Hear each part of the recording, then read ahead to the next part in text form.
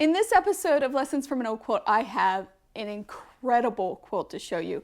It is amazing, and I can't wait to tell you about this quilt. But first, my name is Chris O'Neill from Sew the Distance. Thank you for joining me today for this episode. So this quilt belongs to my friend Luann, and it is on loan to me from her, and I'm so happy she gave this to me to review.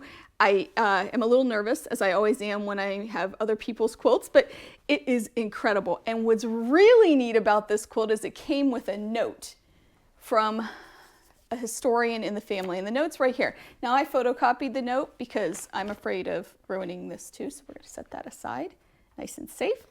And I'm not going to read the entire note to you, but I just want to give you a little bit of background of what we do know from this note. So this quilt, but in the note they call it a bedspread, and I love that. It belonged to a woman named Barbara Ann, and I'm gonna just take out her last name just to keep the privacy of my friend. She was born in 1816 and married in 1841. The note says that she died in 1862, and it was always understood that this quilt was hers when she got married. So she went into the marriage with this quilt, which, if that's true, that means that this is older than 1841. Older than 1841. This is an old quilt. Also, the note says that my friend's husband, his name is David, is Barbara Ann's great-great-grandson. How cool is that? So there's a lot of information here, and this quilt is stunning. Also, just by researching some of the fabrics and doing a little bit of reading up on this design, I do think this is from the 1840s, if not earlier, and it's just such a treasure. So let's take a closer look at this awesome quilt. Look at this incredible, incredible quilt, and I'm being extra careful with it, so if I move slowly, that is why. So this is completely handmade, and considering the age, that makes sense. It is completely hand-pieced, appliqued, and quilted and bound. It's incredible.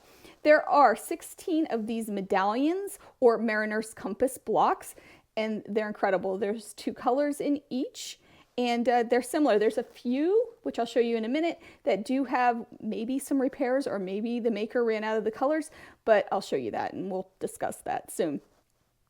This mariner's compass block itself measures 13 inches all the way across, and they're spectacular. They're 2 colors. They're made with the red and the green. And interestingly enough, I am a member of the American Quilt Study Group, and they published this newsletter called Blanket Statements, and right inside the first article is all about these colors from the 1840s. How crazy is that? And I highlighted this one section that says there are no natural green dyes. Most manufacturers in the 19th century used a combination of over-dyeing Persian blue and chrome yellow to create green.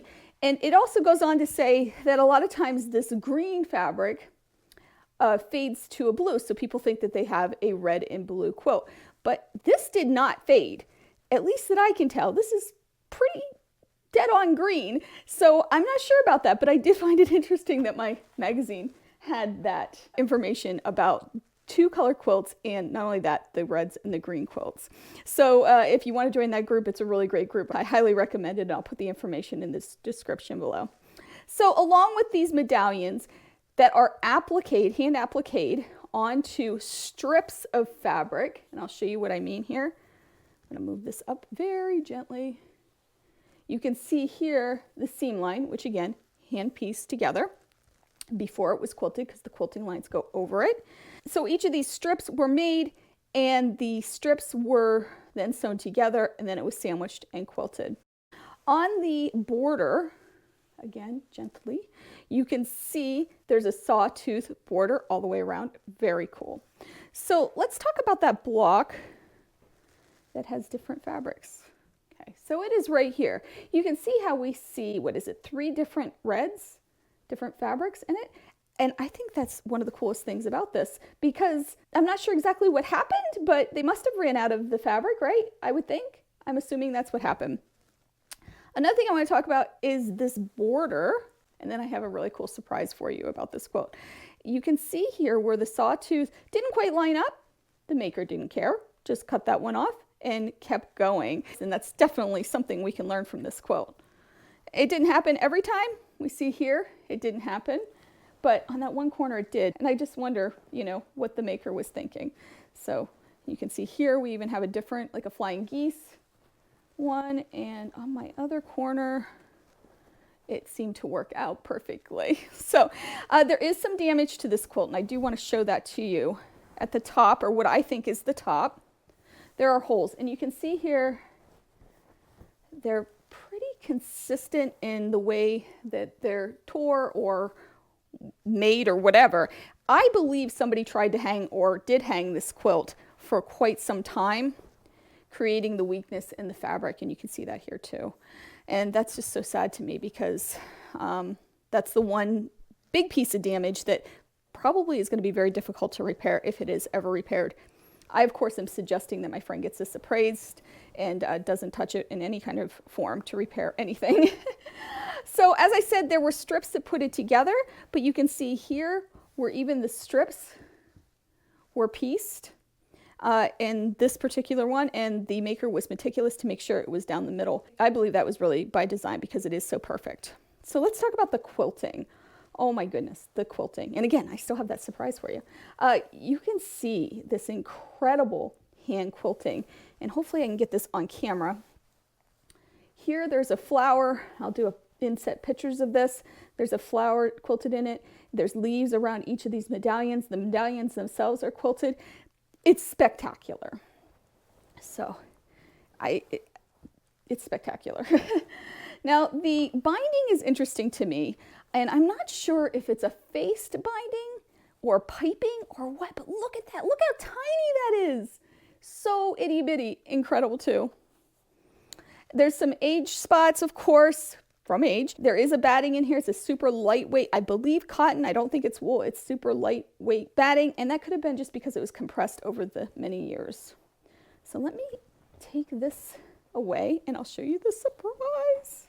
Okay, along with this quilt came this incredible pillow topper. I just can't. I've never seen one in person. I've seen them online and everything. I don't have any quilts that have this element, but I know it was very popular. You know, it protected the pillow. It's kind of like a sham, except for you don't put a pillow inside of it, and it matches this incredible quilt. How cool is this? The finish is the same. We do have this wonderful background, but notice the background colors are the same, but the fabrics are different. I mean, come on, that's so awesome. We have the sawtooth border, and it also has different corners. See if I can get this on here. Let me fold it like this. You can see the different corners of the sawtooth, that they're not uniform too. It's so neat. There's a little bit more wear on this, but that makes sense because it went over the pillow, and I'm sure people laid on this and put their head on it. Thank you so much, Luann, for letting me feature this quilt on my channel and for letting me spend some time with it and really get to know it. It's been awesome. So let's talk about some lessons that we can learn from this quilt. The first thing we can learn is about the piece borders. And I know, myself included, I get stressed out when things don't line up. I try to do the math. I try to do all that I can to make sure that if I'm piecing a border, all the mitered corners happen and all the pattern lands in the right place. But as we can see from this quilt, it doesn't matter. This is still an incredible, spectacular quilt. And none of those corners on the sawtooth border are the same. I think we really can learn from that and give ourselves a little bit of a break when it comes to stuff like that. The next lesson that you can learn from this is, if you do have an odd block, say you do run out of fabric, put it in the bottom corner. Nobody will notice it. It took a lot of looking to find that. I examined each block, and I think it was like on my second or third time looking over that quilt that I noticed it. So it does blend in. I think if the block would have been dead center, or, you know, even in the top of the quilt, I might have seen it sooner. So it's a good way to kind of hide those oddball blocks. And I assume it's the bottom corner because of what I think was the hanging area with all the holes, but I guess it could have been the top corner. Just depends on how it was laid out, right? And finally, what I think is just the coolest is making a matching sham to go with quilts. So we could do that now. I mean, that's not something that, you know, only happened in the olden days. We could match a sham, and I know people that do that, and it's always a cute idea. It makes just the whole thing look so put together, especially on a bed. And when you think about it, when you buy a quilt or a coverlet or a comforter, usually there's shams included, so having that extra little something that goes with your quilt is always nice too. There is so much more we can learn from this quilt, but those are the highlights I think that we can, as modern quilters, take away and really learn from the maker of this quilt. As always, thank you so much for watching, and please consider subscribing, giving me that thumbs up, and checking out even some links below that I have that you might be interested in some of my favorite products. But as always, please, please, please support those local quilt shops. Have a great day, and make sure you take some time to sew. Bye.